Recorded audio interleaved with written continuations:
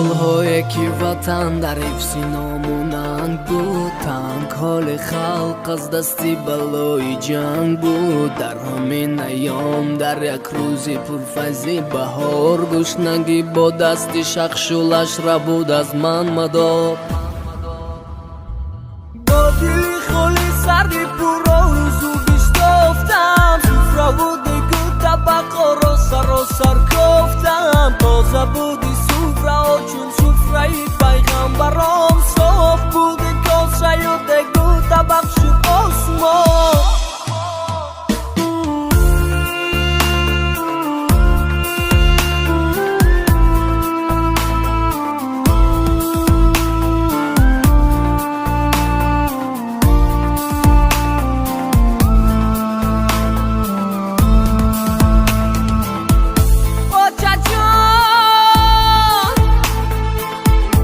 آچه جان کنانی حقی جزگانی من،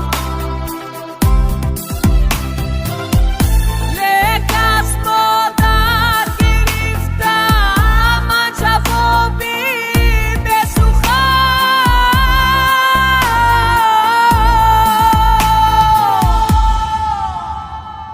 من به اینا کرده باور بازگشتم به قرار، همچون مرغ پای سوختم دویدم هر کنار. دست بردم این زمان بر صندوق چوبی نمان، بر مشامم ناگهان از دور آمد بوی نان.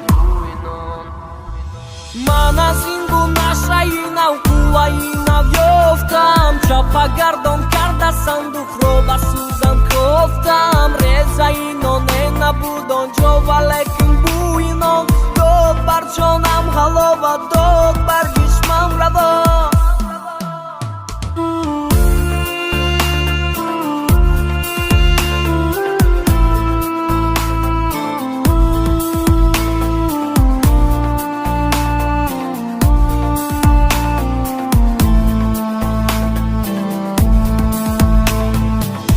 کلان گشتم کنون عالم رسد بر داد من کلان گشتم کنون عالم رسد بر داد من،